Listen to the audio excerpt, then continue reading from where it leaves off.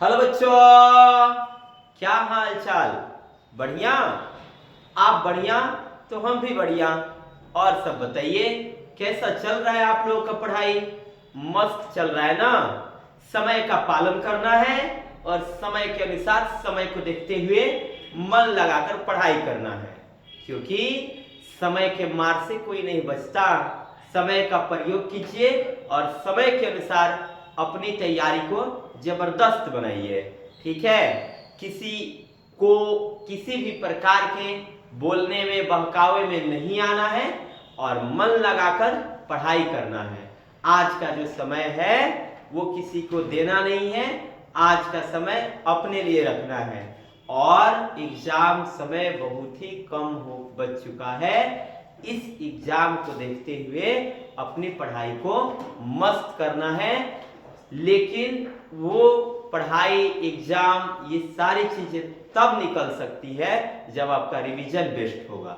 तो आइए, आज मैं मनीष गुप्ता इस वीए कंसेप्ट के यूट्यूब चैनल पर आप लोगों के लिए समय को देखते हुए समय के अनुसार ही एक बड़ी ही जबरदस्त वीडियो क्लास 10th का फिजिक्स चैप्टर 4 का सब्जेक्टिव जितना भी मोस्ट इंपॉर्टेंट टॉपिक है आज आपका भाई लेकर के आया है। तो आज इस वीए कंसेप्ट के यूट्यूब चैनल पर एक नए अंदाज में, नए तरीके से आपको मिलेगा क्लास 10th का फिजिक्स चैप्टर 4, जिसका नाम है विद्युत धारा। तो चलिए हम शुरू करते हैं इस क्लास को। लेकिन क्लास को शुरू करने से पहले मैं मनीष गुप्ता आप लोगों से आग्रह करूंगा कि वीडियो आप लोगों को अच्छा लगे तो चैनल को सब्सक्राइब कीजिए, लाइक कीजिए, कमेंट करके बताइए कि आप लोगों को ये वीडियो कैसा लगा, और साथ ही साथ ज्यादा से ज्यादा मात्रा में शेयर कीजिए ताकि उन बच्चों के पास भी ये वीडियो पहुंच सके जो पैसे के अभाव में या फिर किसी कारणवश पढ़ाई नहीं कर पा रहे हैं, तब उन बच्चों को भी इस वीडियो से लाभ मिल सके। तो चलिए हम शुरू करते हैं इस क्लास को एक नए अंदाज में, नए तरीके से। जैसा कि आप देख रहे हैं, विज्ञान नोट्स क्लास 10 चैप्टर 12 एनसीईआरटी के हिसाब से ये चैप्टर 12 है, और चैप्टर 12 एनसीईआरटी के हिसाब से और भारतीय भवन के हिसाब से ये चैप्टर क्या है? 4। भारतीय भवन के हिसाब से चैप्टर 4, एनसीईआरटी के हिसाब से चैप्टर 12। तो चलिए हम शुरू करते हैं इस चैप्टर 4 को एक नए अंदाज में, नए तरीके से। आप देख रहे हैं पहला ही टॉपिक विद्युत धारा है। तो चलिए हम विद्युत धारा के बारे में बात करेंगे। विद्युत धारा जिसे अंग्रेजी में इलेक्ट्रिक करंट के नाम से जानते हैं, विद्युत धारा जिसे अंग्रेजी में इलेक्ट्रिक करंट के नाम से जानते हैं। तो चलिए हम विद्युत धारा के बारे में बात करें। जैसा कि आप देख रहे हैं, आवेशों के प्रवाह को हम विद्युत धारा कहते हैं।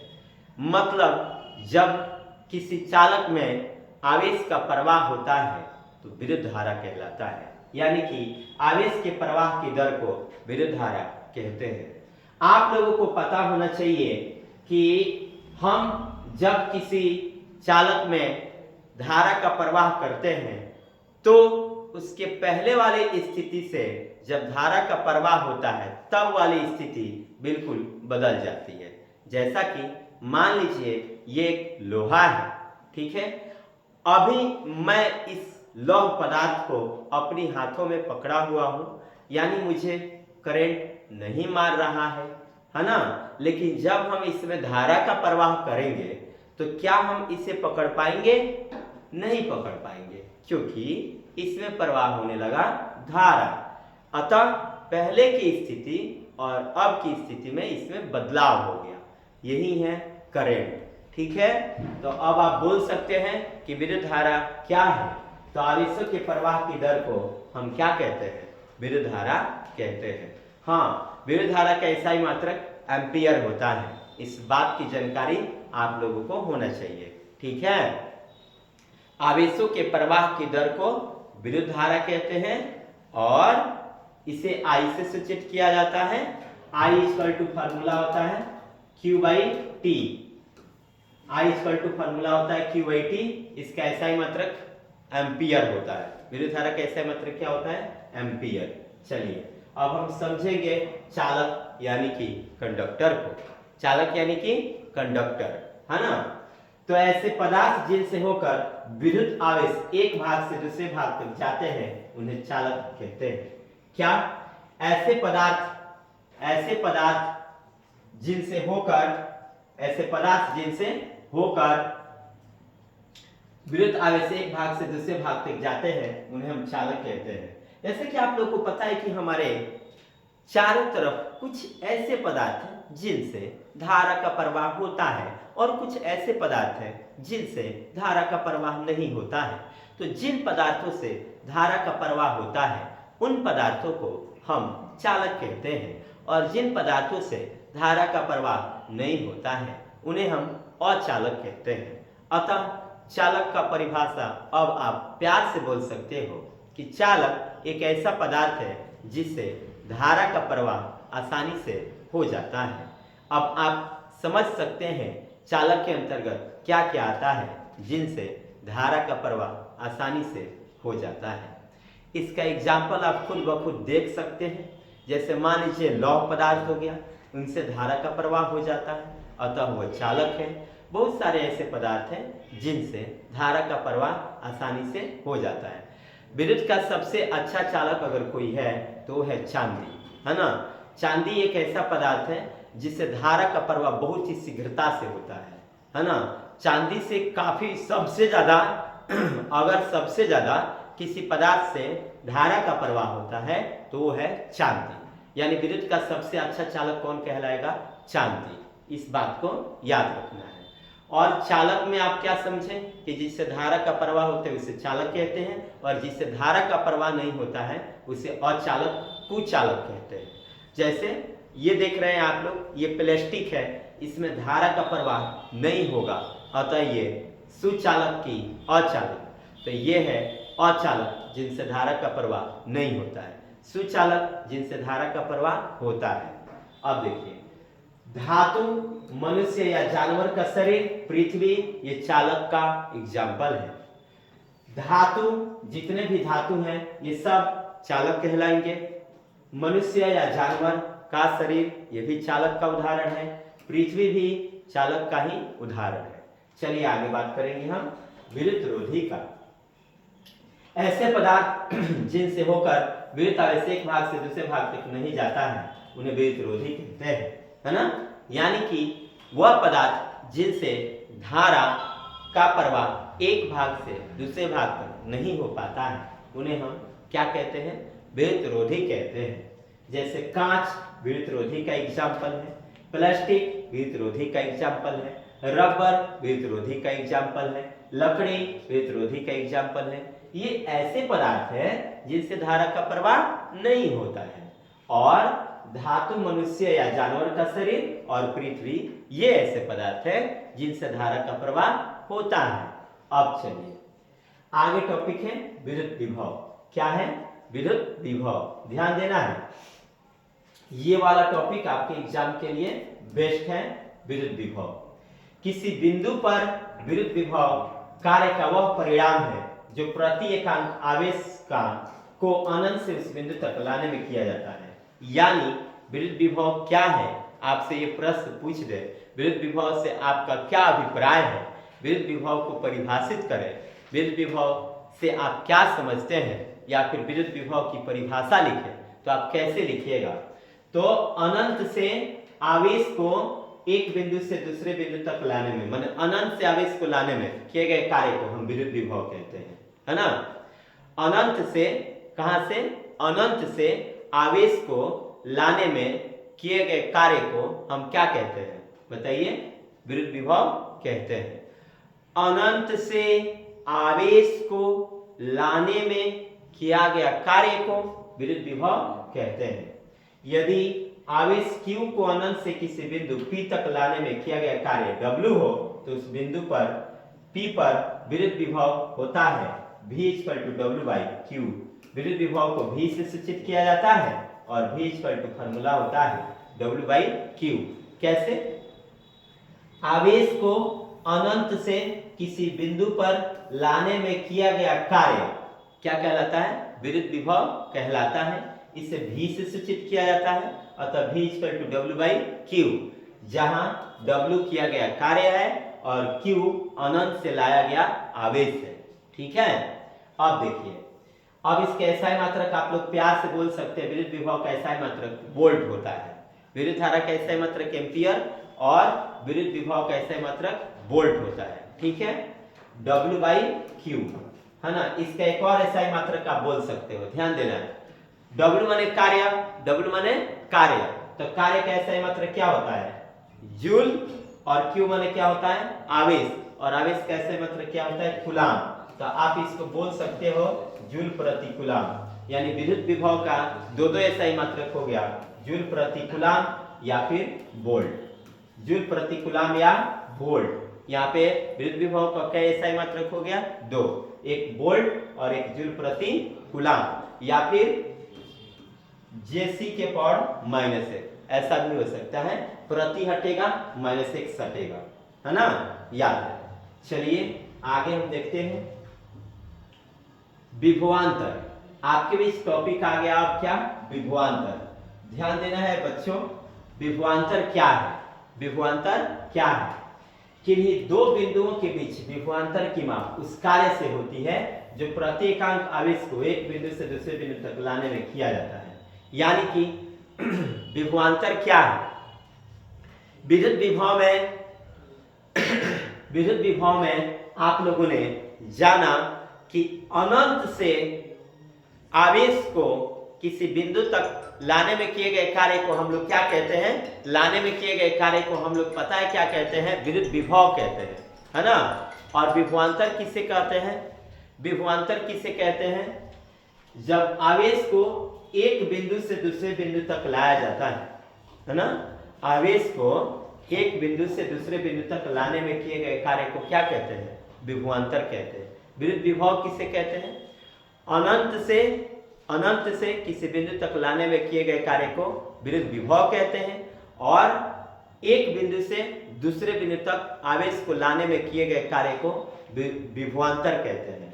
देखिएगा, ये वाला हो गया आपका प्लस क्यू आवेश। इस आवेश को एक बिंदु से दूसरे बिंदु तक लाने में जो किया गया कार्य होता है, वो कार्य क्या कहलाता है? विभवांतर। आवेश को एक बिंदु से दूसरे बिंदु तक लाने में, आवेश को एक बिंदु से दूसरे बिंदु तक लाने में किया गया कार्य आपका क्या कहलाता है? विभवांतर। आवेश को एक बिंदु से दूसरे बिंदु तक लाने में किया गया कार्य विभवांतर कहलाता है। विभवांतर को VAB से सूचित किया जाता है। देखिएगा, यदि एक आवेश Q को बिंदु B से बिंदु A तक लाने में, मान लीजिए ये बिंदु A हो गया, ये बिंदु B हो गया, और ये आपका एक आवेश हो गया जिसका नाम है प्लस क्यू आवेश, है ना। तो बिंदु A से, यानी एक बिंदु से दूसरे बिंदु तक आवेश को लाने में किया गया कार्य क्या कहलाता है? विभवांतर कहलाता है ना। विभवांतर को VAB से सूचित किया जाता है, और इस VAB इक्वल टू ये भी W बाई क्यू ही होता है, क्योंकि इसमें भी आवेश को एक बिंदु से दूसरे बिंदु तक लाया जाता है, और विद्युत विभव में भी आवेश को अनंत से किसी बिंदु तक लाया जाता है। हालांकि दोनों में आवेश को ही लाया जा रहा है। अंतर यह है कि विद्युत विभव में अनंत से आवेश आ रहा है, लेकिन विद्युत विभवांतर में आवेश एक बिंदु से दूसरे बिंदु तक ले जाने में किया गया कार्य है। ठीक है, अब चलिए, इसका भी एसआई मात्रक वोल्ट ही होता है। विभवांतर का भी एसआई मात्रक क्या होता है? वोल्ट होता है। आपसे प्रश्न पूछे जाएंगे आपके पेपर में कि विद्युत धारा का एसआई मात्रक क्या होता है, तो विद्युत धारा का एसआई मात्रक एम्पियर होता है। विद्युत विभव का एसआई मात्रक क्या होता है? तो विद्युत विभव का एसआई मात्रक वोल्ट होता है। और विद्युत विभवांतर का एसआई मात्रक क्या होता है? तो विद्युत विभवांतर का एसआई मात्रक भी क्या होता है? वोल्ट होता है। चलिए आगे, इंपॉर्टेंट फार्मूला है। धारा का फार्मूला क्या होता है? धारा का फार्मूला आवेश के प्रवाह की दर को विद्युत धारा कहते हैं, यानी Q बाई T, है ना, Q बाई T।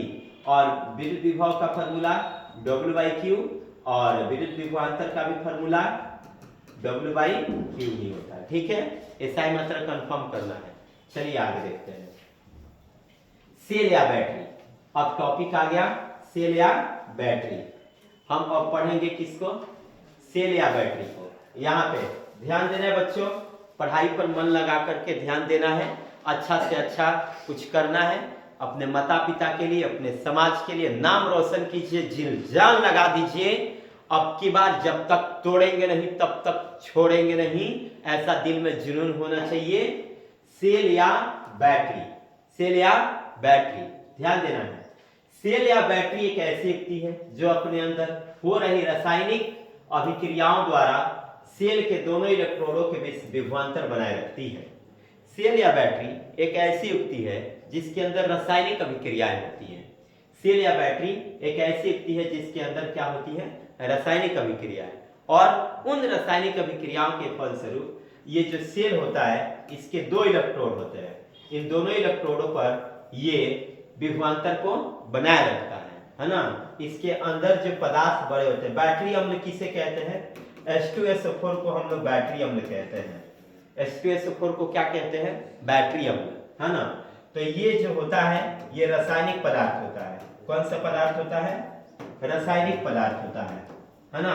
ये पदार्थ कौन सा होता है, रासायनिक पदार्थ। ये रासायनिक पदार्थ इस बैटरी में भरा रहता है और इसमें रासायनिक प्रक्रियाएं होती हैं और रासायनिक प्रक्रियाओं के फलस्वरूप इन दोनों इलेक्ट्रोडों पर विभवांतर बने रहते हैं। अतः आप प्यार से बोल सकते हो इसका डिफिनेशन, सेल या बैटरी एक ऐसी युक्ति है, सेल या बैटरी एक ऐसी युक्ति है जिसके अंदर रासायनिक पदार्थ जो होता है वो क्रिया करके अपने दोनों इलेक्ट्रोडों पर विभवांतर को क्या करके रखता है, बनाए रखता है।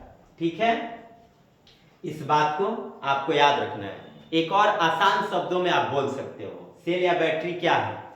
सेल या बैटरी एक ऐसी युक्ति है जो रासायनिक अभिक्रिया, रासायनिक से किसमें बदल जाती है, विद्युत में बदल जाती है ना। मतलब रासायनिक पदार्थ जो होता है वो किसमें बदल जाता है, विद्युत में बदल जाता है ना। तो उसे भी सेल या बैटरी कहते हैं, है ना। अब देखिए आपका टॉपिक बदलता है, इसका खोज सेल या बैटरी का खोज अलेक्सांद्रे वोल्टा ने किया। एक वोल्टियस सेल आजकल आता है, वोल्टियस सेल का खोज अलेक्सांद्रे वोल्टा ने किया था, है ना, याद रखना है। विद्युत परिपथ, अब क्या है, विद्युत परिपथ। तो विद्युत परिपथ, पथ माने रास्ता, परि माने घेर करके जाने वाला, मतलब परि मतलब घेर करके जाने वाला, पथ माने रास्ता, और किसकी रास्ता, विद्युत की रास्ता। तो जिस पथ से विद्युत होकर गुजरता है उसे विद्युत परिपथ कहते हैं। शॉर्ट रूप में आप बोल सकते हो विद्युत परिपथ यानी सर्किट, विद्युत परिपथ को सर्किट कहते हैं, है ना। जिस पथ से होकर धारा का प्रवाह होता है उसे विद्युत परिपथ कहते हैं। मतलब जिस रास्ता से धारा होकर जाता है उसे विद्युत परिपथ कहते हैं। जिस पथ से धारा का प्रवाह होता है उसे हम विद्युत परिपथ कहते हैं। ठीक है, चलिए अगला टॉपिक हम जानेंगे एमीटर और वोल्ट मीटर। ये वाली टॉपिक काफी इंपॉर्टेंट होगी, एमीटर और वोल्ट मीटर, ध्यान देना है। जिस यंत्र द्वारा किसी विद्युत परिपथ की धारा मापी जाती है उसे एमीटर कहते हैं। जिस यंत्र के द्वारा किसी विद्युत परिपथ की क्या मापी जाती है, धारा, वह यंत्र जिसके द्वारा किसी विद्युत परिपथ की क्या मापी जाए, धारा मापी जाए, उसे हम एमीटर कहते हैं। यानी कि एमीटर एक ऐसी युक्ति है जो किसी विद्युत परिपथ में धारा के प्रवाह को मापती है ना। किसी विद्युत परिपथ में धारा को क्या करती है, मापती है। इसका स्केल किसमें होता है, इसको ए से सूचित किया जाता है, एमीटर को, है ना। अब देखो वोल्ट मीटर, जिस यंत्र द्वारा किसी दो बिंदु के बीच विभवांतर की माप की जाती है इसे वोल्ट मीटर कहते हैं, है ना। इसका स्केल भी में होता है। देखिए एमीटर द्वारा विद्युत परिपथ में धारा को मापा जाता है जबकि वोल्ट मीटर द्वारा विभवांतर को मापा जाता है। इस बात को याद रखना है। आपके पेपर में ना प्रश्न आता है, वह युक्ति क्या कहलाती है जो धारा के प्रवाह को मापती है, तो आप बोल दोगे एमीटर। वह युक्ति क्या कहलाती है जो दो बिंदुओं के बीच, वह युक्ति क्या कहलाती है जो दो बिंदुओं के बीच विभवांतर को मापती है, तो वोल्टमीटर। ये बात को याद रखना है। एमीटर धारा के प्रवाह को मापता है और वोल्टमीटर दो बिंदुओं के बीच विभवांतर को मापता है। चलिए अब हम जानेंगे एमीटर और वोल्टमीटर में अंतर। ध्यान देना है, एमीटर और वोल्टमीटर में अंतर। सभी बच्चे ध्यान देंगे, मस्त टॉपिक होगा, एग्जाम के व्यू से काफी तगड़ा टॉपिक, एमीटर और वोल्टमीटर। देखिए, यह किसी विद्युत परिपथ में धारा की प्रबलता को मापता है। एमीटर किसी विद्युत परिपथ में धारा की प्रबलता को मापता है, जबकि वोल्टमीटर किसी विद्युत परिपथ में दो बिंदुओं के बीच विभवांतर को मापता है। पहला टॉपिक, एमीटर धारा को मापता है, वोल्टमीटर विभवांतर को मापता है। यह किसी विद्युत परिपथ में श्रेणी क्रम में जोड़ा जाता है। एमीटर को किस क्रम में जोड़ा जाता है? विद्युत परिपथ में एमीटर को किस क्रम में जोड़ा जाता है? तो विद्युत परिपथ में एमीटर को श्रेणी क्रम में जोड़ा जाता है ना। और वोल्टमीटर को विद्युत परिपथ में समानांतर क्रम में जोड़ा जाता है। फिर से सुनिए, एमीटर धारा को मापता है, वोल्टमीटर विभवांतर को मापता है। एमीटर श्रेणी क्रम में जोड़ा जाता है, वोल्टमीटर समानांतर क्रम में जोड़ा जाता है। एमीटर का स्केल एम्पियर में होता है, वोल्टमीटर का स्केल वोल्ट में होता है। फिर से समझ लीजिए, हालांकि एग्जाम के लिए ये काफी मस्त भिविया इंपॉर्टेंट स्टार क्वेश्चन है ना। एमीटर किसी विद्युत परिपथ में धारा की प्रबलता को मापता है, वोल्टमीटर दो बिंदुओं के बीच विभवांतर को मापता है। एमीटर श्रेणी क्रम में जोड़ा जाता है, वोल्टमीटर को समानांतर क्रम में जोड़ा जाता है। एमीटर का स्केल एम्पियर में होता है, वोल्टमीटर का स्केल वोल्ट में होता है। इस बात को आप लोगों को याद रखना है। आशा करता हूं आप लोगों को ये बात समझ में आई होगी। शेयर करना नहीं भूलना है, और वीडियो अच्छा लगे तो लाइक कीजिए। कमेंट करके बताइएगा कि आप लोगों को वीडियो कैसा लग रहा है, और मन लगा के पढ़ाई कीजिए लो। शेयर करना नहीं भूलना है। चलिए, शेयर करना ना भूलिए लो। आप लोग शेयर कीजिए, अपने दोस्तों के पास स्टेटस लगाइए जहां भी हो सके, और ज्यादा से ज्यादा मात्रा में शेयर कीजिए। चलिए, ओम का नियम, ये वाला टॉपिक इंपॉर्टेंट। ओम का नियम आपके पेपर में 5 नंबर का पूछा जाता है। ध्यान दीजिए, 1826 में जर्मन वैज्ञानिक जॉर्ज साइमन ओम ने किसी चालक के सिरे पर लगाए गए विभवांतर और इसमें प्रवाहित होने वाली धारा के बीच संबंध स्थापित किया, जिसे ओम का नियम कहते हैं, है ना।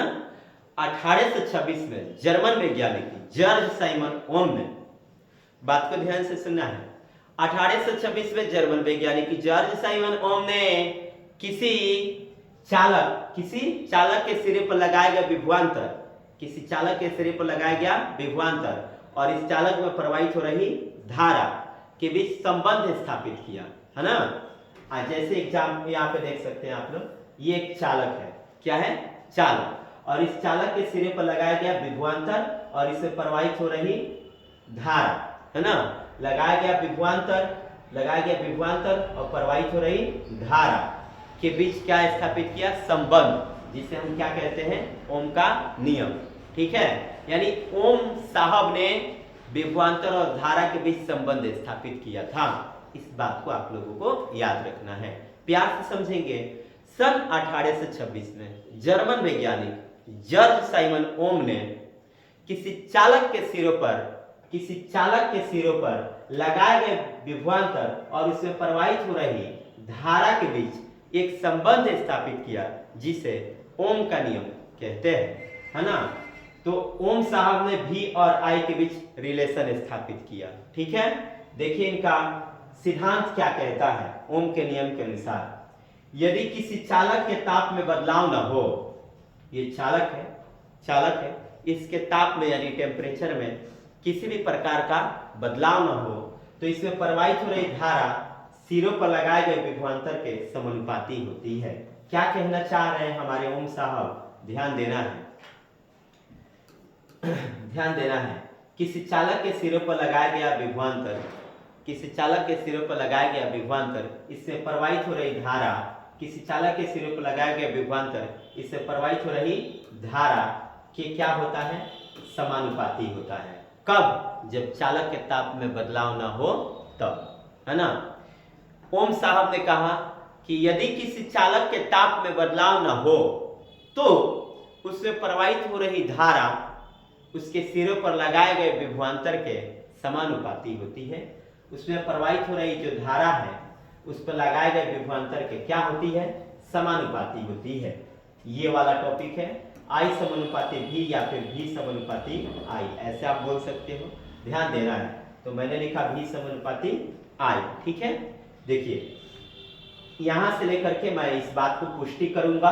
सन 1826 में जर्मन वैज्ञानिक जर्ज साइमन ओम ने किसी चालक के सिरे पर लगाए गए विभवांतर उसमें प्रवाहित हो रही धारा के संबंध में एक नियम का प्रतिपादन किया जिसे ओम का नियम कहते हैं। इस नियम के अनुसार यदि किसी चालक के ताप में बदलाव न हो तो इसमें प्रवाहित हो रही धारा लगाए गए इसके सिरे पर लगाए गए विभवांतर के समानुपाती होता है, यानी अर्थात V समानुपाती I, V समानुपाती I, V तो V समानुपाती हटता है तो बराबर और IR लगता है, जहां R प्रतिरोध है, जहां R क्या है? प्रतिरोध है। R क्या है? प्रतिरोध है। इसमें ओम के नियम में किसका मान अचर होता है? ओम के नियम में किसका मान अचर होता है? तो ओम के नियम में प्रतिरोध का मान अचर होता है। ये एग्जाम पेपर का काफी बेस्ट प्रश्न है। ओम के नियम में किसका मान अचर होता है? तो ओम के नियम में प्रतिरोध का मान क्या होता है? अचर होता है। यहाँ पे फॉर्मूला भी बना I = V बटा R। कैसे? गुणा में R इधर आया तो बटा में, I = V बटा R। ऐसा भी प्रश्न आता है कि निम्नलिखित में कौन सा संबंध सही है? हाँ, जब V बटा R रहे, I = V बटा R रहे तो यही सही होगा। इस बात को याद रखना है। या फिर ऐसे भी हो सकता है V बराबर IR। यही दो फॉर्मेट सही होता है, बाकी सभी फॉर्मेट इस टॉपिक से गलत आता है। I = V बटा R या फिर V = R बटा IR, V = IR। या फिर एक और फॉर्मूला होता है इसमें रेसिस्टेंस का, R = V बटा I। एक ये फॉर्मूला हो गया, एक ये फॉर्मूला हो गया और एक ये फॉर्मूला हो गया। यहां से कितने टॉपिक बनते हैं? 3। यही 3 टॉपिक ओम के नियम से निकलते हैं। एक प्रतिरोध का फॉर्मूला, एक धारा का फॉर्मूला, एक विभवांतर का फॉर्मूला, ठीक है। प्रतिरोध का फॉर्मूला V/I, जहां V विभवांतर है, I धारा है, I = V बटा R, जहां V विभवांतर है, R प्रतिरोध है। V = IR, V विभवांतर है, I धारा है और R प्रतिरोध है, ठीक है। इतना ही ये बात से निकलता है। चलिए, तो ओम के नियम ये पुष्टि हुआ, जहां R एक नियतांक है जिसे चालक का प्रतिरोध कहते हैं। अब आप समझेंगे ओम के नियम का सत्यापन। ओम के नियम का सत्यापन, ये इंपॉर्टेंट टॉपिक है ना। ओम के नियम को लिखे, ओम के नियम का सत्यापन भी करें, ये एग्जाम में आता है। इस बात को याद रखना है। कितने नंबर का? 5 नंबर का। ये इंपॉर्टेंट होगा। इस क्लास में आप लोग बढ़िया ढंग से पढ़िए ताकि नेक्स्ट क्लास आपके लिए बिल्कुल आसान लगे, क्योंकि नेक्स्ट क्लास में सेम टॉपिक आने वाला है, ठीक है। देखिए ओम के नियम का सत्यापन। ओम के नियम के सत्यापन के लिए एक शुष्क सेल लेंगे, एक एमीटर लेंगे, एक वोल्ट मीटर लेंगे, एक स्विच और एक नाइक्रोम तार के टुकड़े को संयोजित किया जाता है ना, ठीक है। एक क्या लेना है? शुष्क सेल लेना है, एक एमीटर लेना है, एक वोल्ट मीटर लेना है, एक स्विच सेल लेना है, एक नाइक्रोम के तार के टुकड़ा जो PQ से संयोजित किया जाता है। नाइक्रोम के तार का टुकड़ा जो किससे संयोजित किया जाता है? PQ से, ठीक है। स्विच S को बंद करने पर परिपथ में धारा प्रवाहित होने लगती है। स्विच S है वो खड़ा रहता है, कुछ इस प्रकार से हम बना देते हैं। यह आपका हो गया प्रतिरोध और यहाँ आपकी हो गई, मान लीजिए ये हो गई आपकी बैटरी, हाँ, प्लस माइनस, ठीक है। और कहीं लगा दीजिए आपका स्विच, स्विच लग गया, आपने लगा दिया स्विच, हाँ। स्विच को जैसे आप बंद कीजिएगा, बंद करेंगे तो इसमें धारा का प्रवाह होने लगेगा। स्विच S को बंद करने पर धारा का प्रवाह होने लगता है। ए मीटर ए परिपथ में प्रवाहित होने वाली धारा को मापता है और वोल्ट मीटर भी नाइक्रोम के तार पीक्यू के सिरों पर पी और क्यू के बीच के विभवांतर को मापता है। ठीक है, स्विच एस को बंद करने पर धारा का प्रवाह होने लगता है। स्विच एस को बंद करने पर किसका प्रवाह होने लगता है? धारा का प्रवाह होने लगता है। जब धारा का प्रवाह होने लगता है तो धारा का मापन कौन करता है? ए मीटर करता है और दो बिंदुओं के बीच P और Q के बीच जो विभवांतर होता है उसकी माप कौन करता है? वोल्ट मीटर करता है। ठीक है, अब देखिए, अब एक के स्थान पर 2 से लगाकर पुनः ए मीटर वोल्ट मीटर का पठन नोट करते हैं। इस प्रयोग को बार बार, 3 बार, 4 बार, 5 बार, अनेक बार दोहराते हैं। हम पाते हैं कि सभी बार जो मान आ रहा है वो V और I का मान हमेशा समान ही आता है। ठीक है, इस तरह से ओम के नियम की सत्यापन हो जाता है। तो आप लोग इसको स्क्रीनशॉट ले सकते हैं। ये वाली टॉपिक इंपॉर्टेंट है, ओम के नियम का सत्यापन। स्क्रीनशॉट ले लीजिए और आराम से घर पे बैठ के इसको थोड़ा सा रीडिंग कर लीजिए। आपके बुक में इसका फिगर दिया होगा, मैं इसमें फिगर नहीं बनाया हूँ, फिगर दिया होगा, फिगर देख के आप लोग को सीख जाना है। ठीक है, चलिए आगे भागते हैं हम। और उसमें एक और चीज है, ग्राफ खींचा जाता है इसमें। अब यदि विभवांतर V को एक अक्ष पर, विभवांतर V है, विभवांतर V को ये x अक्ष कहलाता है, ये y अक्ष, विभवांतर V को x अक्ष पर और धारा को किस पर?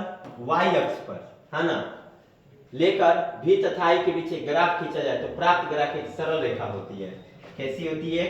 सरल रेखा होती है। तो इससे होता है कि विरुद्ध I और V एक दूसरे के क्या है? समानुपाती है। ठीक है, ये भी आप लोगों को याद रखना है। चलिए अब हम आगे चलेंगे, इस टॉपिक से बढ़ते हैं। ओम का नियम लेकिन आप लोग को हर हालत में याद कर लेना है, समझ लेना है, 5 नंबर का आएगा। चलिए नेक्स्ट टॉपिक आपके बीच होता है प्रतिरोध, रेजिस्टेंस। प्रतिरोध क्या है? तो किसी पदार्थ का वह गुण जो उससे होकर धारा के प्रवाह का विरोध करता है उसे प्रतिरोध कहते हैं, या केवल प्रतिरोध कहलाता है। विरुद्ध प्रतिरोध या प्रतिरोध क्या है? विरुद्ध प्रतिरोध या प्रतिरोध, विरुद्ध प्रतिरोध या प्रतिरोध, आप विरुद्ध प्रतिरोध को प्रतिरोध भी कह सकते हैं। तो किसी पदार्थ का वह गुण, किसी पदार्थ का वह गुण, किसी पदार्थ का वह गुण जो उससे होकर धारा के प्रवाह का क्या करे? विरोध करे, उसे प्रतिरोध कहते हैं। डायरेक्ट शब्दों में आप बोल सकते हो, धारा के प्रवाह का जो विरोध करता है उसे प्रतिरोध कहते हैं। या फिर किसी पदार्थ में या फिर किसी चालक में जब धारा का प्रवाह होता है तो धारा के प्रवाह का जो विरोध करता है उसे हम प्रतिरोध कहते हैं। प्रतिरोध नाम से यह स्पष्ट हो रहा है कि प्रतिरोध जो है रेजिस्टेंस, रेजिस्टेंस कहते हैं प्रतिरोध को इंग्लिश में। तो जो धारा के प्रवाह का विरोध करता है उसे प्रतिरोध कहते हैं। आप लोगों को पता होना चाहिए कि हमारे घरों में कभी बिजली कम, थोड़ी ज्यादा, थोड़ा ज्यादा, थोड़ा ज्यादा, कम बेस, कम बेस, कम बेस, कम बेस होते रहता है। ये सारा श्रेय किसको जाता है? प्रतिरोध को, है ना। प्रतिरोध है धारा के प्रवाह को रोकता है ना। तो जो धारा के प्रवाह का विरोध करे किसी चालक पदार्थ में उसी को प्रतिरोध कहते हैं। इसे सूचित किया जाता है R से। प्रतिरोध को किससे सूचित किया जाता है? R से। प्रतिरोध का ऐसा मात्रक ओम होता है और ओम 1 वोल्ट प्रति एम्पियर होता है। ओम जो है 1 वोल्ट प्रति एम्पियर होता है। ओम जो है 1 वोल्ट प्रति एम्पियर होता है। ओम कितने के बराबर होता है? 1 वोल्ट प्रति एम्पियर। ध्यान दीजिए, प्रतिरोध का ऐसा मात्रक क्या होता है? ओम। विद्युत धारा का ऐसा मात्रक कमेंट बॉक्स में कमेंट कीजिए। चलिए मैं प्रश्न पूछ लूं, विद्युत धारा का ऐसा मात्रक बोलिए, कमेंट बॉक्स में कमेंट कीजिए, बताइए। विद्युत आवेश का ऐसा मात्रक बोलिए, विद्युत आवेश का ऐसा मात्रक, वो भी आप लोग कमेंट कीजिए। विद्युत आवेश का ऐसा मात्रक, विभवांतर का ऐसा मात्रक कमेंट कीजिए और विद्युत विभव का भी ऐसा मात्रक कमेंट कीजिए। ठीक है, और साथ ही साथ प्रतिरोध का ऐसा मात्रक याद रखिए। ठीक है, इसे R से सूचित किया जाता है। R = V/I। R = V/I किसका फॉर्मूला होता है? प्रतिरोध का। हाँ, किसी पदार्थ का वह गुण जो उससे होकर धारा के प्रवाह को क्या करता है? विरोध करता है, उसे प्रतिरोध कहते हैं। प्रतिरोध को R से सूचित किया जाता है। R = V/I। इसका ऐसा मात्रक क्या होता है? ओम होता है। और ओम कितने के बराबर होता है? 1 वोल्ट। ओम याद रहे, ओम 1 वोल्ट 1 वोल्ट प्रति एम्पियर। ये वाला टॉपिक आपको याद होना चाहिए। चलिए आगे बढ़ते हैं। प्रतिरोधक, टॉपिक आपका चेंज होता है। अब टॉपिक आ गया आपका प्रतिरोधक। ध्यान देना है, प्रतिरोधक। उच्च प्रतिरोधक वाले पदार्थ को प्रतिरोधक कहा जाता है। जिन पदार्थों का प्रतिरोध अधिक होता है, जिन पदार्थों का प्रतिरोध क्या होता है, अधिक होता है, उसे हम प्रतिरोधक कहते हैं। प्रतिरोधक एक युक्ति है और प्रतिरोध उसका एक गुण है। प्रतिरोधक एक क्या है? युक्ति है और प्रतिरोध उसका गुण है। प्रतिरोधक का गुण क्या है बताइए? प्रतिरोध। और प्रतिरोधक क्या है? प्रतिरोधक एक युक्ति है और प्रतिरोध उसका एक गुण है। प्रतिरोधक क्या है? तो प्रतिरोधक उच्च पदार्थ वाले, उच्च प्रतिरोध वाले पदार्थों को हम क्या कहते हैं? प्रतिरोधक कहते हैं। प्रतिरोधक एक युक्ति है और प्रतिरोध उसका एक गुण है। प्रश्न बदलेगा, किसी चालक का प्रतिरोध किन किन बातों पर निर्भर करता है? ये वाला क्वेश्चन, ये वाला टॉपिक इंपॉर्टेंट होगा आप लोगों के लिए। VVI most important topic. ये टॉपिक आपके एग्जाम के लिए काफी बेहद मस्त जबरदस्त होगा। इस टॉपिक को हमेशा एग्जाम में पूछा ही है। किसी चालक पदार्थ का प्रतिरोध किन किन बातों पर निर्भर करता है? किसी चालक पदार्थ का प्रतिरोध किन किन बातों पर निर्भर करता है? ये वाला प्रश्न हर हालत में आपसे पूछा जाएगा, चाहे जो कुछ भी हो जाए। देखिए, तो तार की लंबाई पर किसी चालक का प्रतिरोध निम्नलिखित बातों पर निर्भर करता है। पहला, तार की लंबाई पर, तार की मोटाई पर, चालक के पदार्थ पर, चालक के ताप पर। किसी चालक का प्रतिरोध कितने बातों पर निर्भर करता है? 4। पहला, तार की लंबाई पर, तार की लंबाई पर, तार की मोटाई पर, चालक के पदार्थ पर, चालक के ताप पर। तो तार की लंबाई पर देखिए, किसी तार का प्रतिरोध R, उसकी लंबाई I के समानुपाती होता है। R जो है किसके समानुपाती होता है? I के। R जो है किसके समानुपाती होता है? I के। मतलब तार जितना ही लंबा होगा उतना ही प्रतिरोध उत्पन्न होगा। इस बात को याद रखना है। तार जितना ही लंबा होगा उतना ही प्रतिरोध उत्पन्न होगा। तार जितना ही छोटा होगा उसका प्रतिरोध उतना ही कम उत्पन्न होगा। देखिए, तार की लंबाई पर किसी तार का प्रतिरोध R, उसमें उसकी लंबाई L के क्या होती है? उसकी लंबाई L के क्या होती है? समानुपाती होती है। तार जितना लंबा होगा उतना ही प्रतिरोध उत्पन्न होगा। तो पहला तार की लंबाई पर। दूसरा, तार की मोटाई पर। किसी तार का प्रतिरोध उसके अनुप्रस्थ काट के क्षेत्रफल A के व्युत्क्रमानुपाती होता है। व्युत्क्रमानुपाती होता है। किसी तार का प्रतिरोध जो है उसके, किसी तार का प्रतिरोध उसके अनुप्रस्थ काट के क्षेत्रफल A के व्युत्क्रमानुपाती होता है। हो गया व्युत्क्रमानुपाती, यानी तार जितना मोटा होगा प्रतिरोध उतना ही कम उत्पन्न होगा। इस बात को याद रखना है, ठीक है? तो तार की मोटाई पर, तार जितना मोटा होगा प्रतिरोध उतना ही कम उत्पन्न होगा। चालक के पदार्थ पर, विभिन्न पदार्थों के तार समान लंबाई और समान मोटाई के हो तो उनके प्रतिरोध भिन्न भिन्न होंगे। चालक के पदार्थ पर आपको पता है कि अलग अलग पदार्थों का प्रतिरोध भी अलग अलग होता है। जैसे लोहा में प्रतिरोध कुछ अधिक उत्पन्न हो सकता है, चांदी में प्रतिरोध कुछ अलग उत्पन्न हो सकता है, और इसके अलावा कई ऐसे पदार्थ हैं जिनमें प्रतिरोध जो है अलग अलग उत्पन्न हो सकता है। तो चालक के पदार्थ पर, चालक के पदार्थ पर डिपेंड करता है कि चालक किस प्रकार का है। अब चालक पर निर्भर करेगा कि प्रतिरोध कितना उत्पन्न होगा, ठीक है? चालक के ताप पर, ताप बढ़ाने से चालक का ताप बढ़ता है। जितना ही ताप बढ़ेगा चालक का ताप, चालक के ताप को बढ़ने से, चालक ताप बढ़ने से चालक का ताप क्या होता है? बढ़ जाता है ना? यानी प्रतिरोध बढ़ जाता है। प्रतिरोध क्या होता है? बढ़ जाता है। चालक के ताप बढ़ने से क्या होता है बताइए? ताप बढ़ाने से चालक का ताप बढ़ जाता है, प्रतिरोध भी बढ़ जाता है। तो एक बार इस टॉपिक को एक बार और रिवीजन हो जाए तो बात बने। मस्त टॉपिक है, जबरदस्त टॉपिक है। कैसे? किसी चालक का प्रतिरोध किन किन बातों पर निर्भर करता है बताइए? चालक का प्रतिरोध किन किन बातों पर निर्भर करता है? तो चालक का प्रतिरोध निम्नलिखित बातों पर निर्भर करता है, ठीक है? मन लगा के पढ़ाई कीजिए। चलिए ध्यान देना है, तार की लंबाई पर, तार की मोटाई पर, चालक के पदार्थ पर और उसके ताप पर। कई गो टॉपिक हुआ? 4 गो। पहला टॉपिक तार के लंबाई पर, तार जितना लंबा होगा प्रतिरोध उतना ही उत्पन्न होगा। दूसरा तार की मोटाई पर, तार जितना ही मोटा होगा प्रतिरोध उतना ही कम उत्पन्न होगा। तीसरा चालक के पदार्थ पर, डिपेंड करता है कि चालक किस प्रकार का है ना, उस पर प्रतिरोध निर्भर करेगा। चौथा तार के ताप पर, यानी चालक के ताप पर, है ना, चालक का ताप बढ़ाने से प्रतिरोध भी बढ़ता है और चालक का ताप भी बढ़ता है। ठीक है, चलिए आगे। ये टॉपिक इंपॉर्टेंट है, आप इसका स्क्रीनशॉट ले सकते हैं और घर पे बैठ करके मस्त जबरदस्त ढंग से रिवीजन कर सकते हैं, क्योंकि ये पेपर में आपके पूछे जाएंगे। चलिए आगे हम देखेंगे प्रतिरोधकों का समूहन। ध्यान देना है, प्रतिरोधकों का समूहन।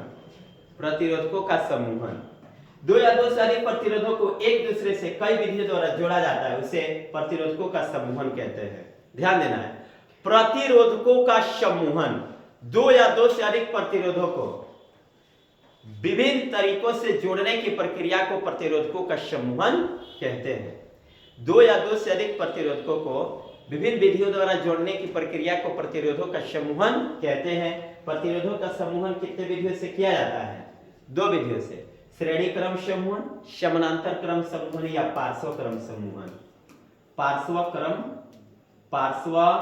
क्रम समूहन, है ना, श्रेणी क्रम समूहन या पार्श्व क्रम समूहन। ध्यान देना है, तो 2 या 2 से अधिक प्रतिरोधों को एक दूसरे में विभिन्न विधियों द्वारा जोड़ने की प्रक्रिया को प्रतिरोधकों का समूहन कहते हैं। और ये 2 प्रकार के होते हैं, श्रेणी क्रम समूहन और समानांतर क्रम समूहन। एक सीरीज होता है, पैरेलल होता है ना, तो सीरीज ग्रुपिंग और पैरेलल ग्रुपिंग, है ना। तो सीरीज ग्रुपिंग में आप देखेंगे इसकी आकृति को, और पैरेलल ग्रुपिंग को देखेंगे। यहाँ पे श्रेणी क्रम समूहन क्या है? श्रेणी क्रम समूहन, श्रेणी क्रम में जुड़े हुए प्रतिरोधकों का समतुल्य प्रतिरोध उन प्रतिरोधकों के अलग अलग प्रतिरोधों के योग के बराबर होता है। मतलब श्रेणी क्रम समूहन क्या है? श्रेणी क्रम समूहन क्या है? जब 2 या 2 से अधिक प्रतिरोधों को श्रेणी क्रम में क्या किया जाता है? जब 2 या 2 से अधिक प्रतिरोधों को श्रेणी क्रम में संयोजित किया जाता है, उसे हम प्रतिरोधकों का श्रेणी क्रम समूहन कहते हैं। कैसे? जब 2 या 2 से अधिक प्रतिरोधकों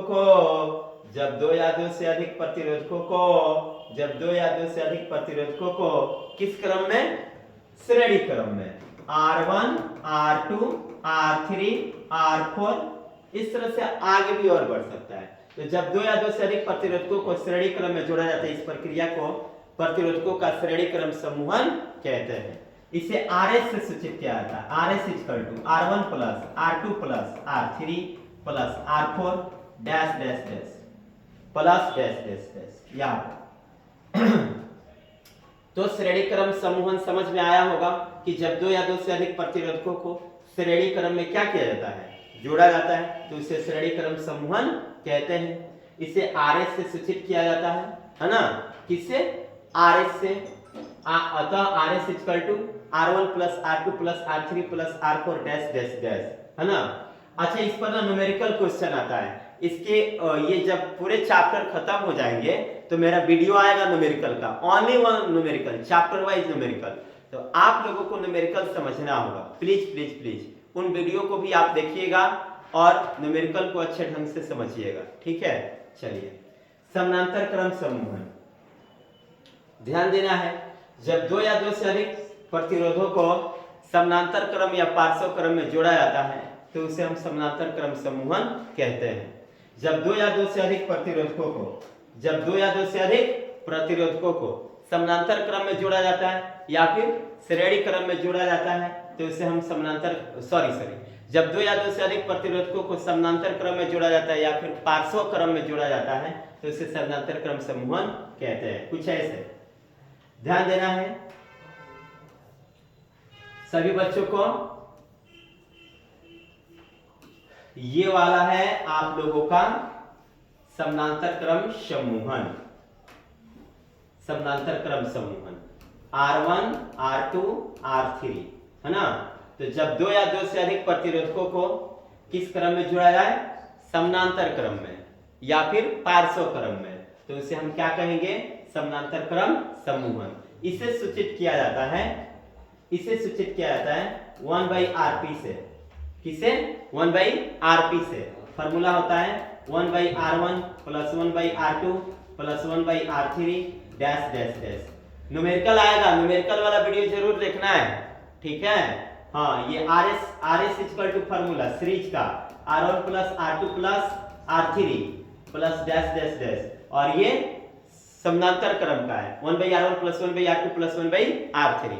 ये इन दोनों पर न्यूमेरिकल क्वेश्चन आएगा। हालांकि lesson 1, lesson 2, lesson 3, lesson 4, lesson 5 numerical आएगा, सबको देखना है, ठीक है।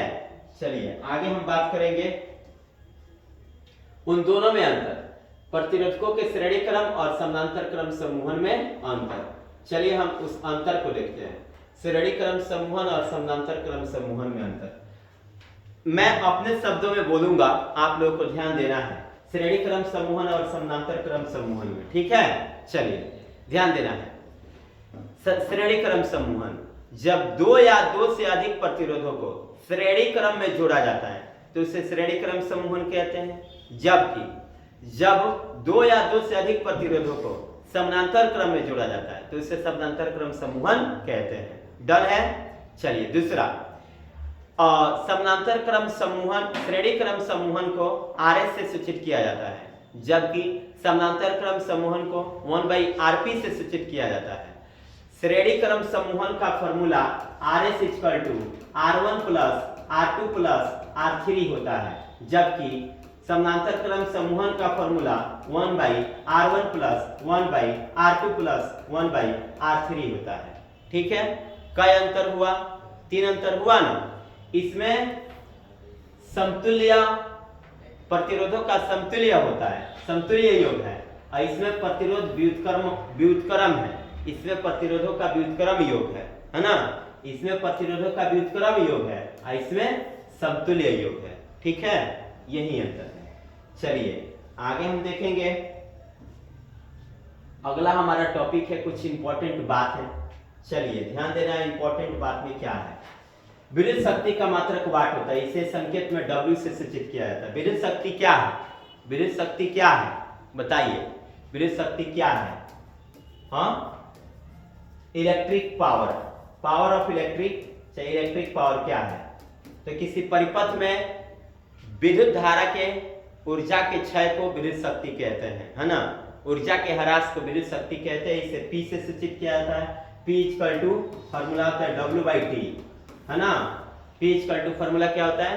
W/T, है ना। P equal to W/T। तो विद्युत शक्ति का इसका फॉर्मूला ध्यान देना है, power is electric of power. यहाँ विद्युत शक्ति का मात्रक वाट होता है, इसका संकेत W होता है। क्या होता है? W। बिजली के उपकरणों की सुरक्षा के लिए फ्यूज का उपयोग किया जाता है। बात सही है। बिजली के उपकरणों की सुरक्षा के लिए किसका यूज किया जाता है? फ्यूज का। फ्यूज लगाने से क्या होता है? बिजली के उपकरण जो होते हैं वे जलते कम है ना। अगर मान लो कि घर में कहीं भी किसी भी प्रकार का घर में बिजली आपस में सटने के कारण गड़बड़ी उत्पन्न हुई तो हम जाकर के फ्यूज को क्या करते हैं? निकाल देते हैं, जिससे वो गड़बड़ियां थोड़ी रुक जाती है। तो बिजली के उपकरणों की सुरक्षा के लिए किसका उपयोग किया जाता है? फ्यूज का। फ्यूज के तार ऐसे पदार्थों के बने होते हैं जिनकी प्रतिरोधकता अधिक होती है और गलनांक कम होता है। फ्यूज के तार का प्रतिरोधकता क्या होती है? अधिक होती है और गलनांक कम होता है। इस बात को याद रखना है। फ्यूज क्या है? फ्यूज क्या है? फ्यूज बिजली के उपकरणों में लगाया जाने वाला एक बहुत ही महत्वपूर्ण यंत्र है, जिसके माध्यम से बिजली के उपकरणों को सुरक्षित रखा जाता है ना। फ्यूज क्या है? आपसे कोई पूछे तो क्या बताइएगा? बताइए। फ्यूज एक ऐसा यंत्र है, फ्यूज एक ऐसा यंत्र है जिसके माध्यम से बिजली के उपकरणों को सुरक्षित रखा जाता है। फ्यूज का तार वैसे पदार्थों के बनाए गए होते हैं जिनकी प्रतिरोधकता बहुत अधिक और गलनांक बहुत कम होता है। ठीक है, तो ये रहा फ्यूज और विद्युत शक्ति का SI मात्रक वाट होता है। अब ध्यान दीजिए, एक रिवीजन है। धारा को I से सूचित करते हैं, आवेश को Q से सूचित करते हैं। धारा को I से, आवेश को Q से, विद्युत विभव को V से, विद्युत विभवांतर को VAB से, है ना, विद्युत शक्ति को W से। याद रहे, ठीक है। विद्युत धारा का SI मात्रक एम्पियर होता है, आवेश का SI मात्रक कूलाम होता है, और विभव का SI मात्रक वोल्ट होता है, और विद्युत विभवांतर का भी SI मात्रक वोल्ट होता है, और शक्ति का SI मात्रक वाट होता है। ठीक है, इस सब का SI मात्रक आप लोगों को याद रखना है। भैया एग्जाम में आई गवाह, नहीं आवा तो पक्का ये वीडियो ना देखो। एग्जाम में आएगा तो आएगा, ये लो 100% की गारंटी, इतना में से पक्का। तो फिर मिलते हैं इसी अंदाज में, इसी तरीके से। आज के लिए इतना ही काफी। हंसते रहिए, पढ़ते रहिए, मुस्कुराते रहिए। मिलते हैं फिर से नेक्स्ट वीडियो में। चैनल को सब्सक्राइब करना नहीं भूलना है। आज के लिए इतना ही काफी। जय हिंद, जय भारत।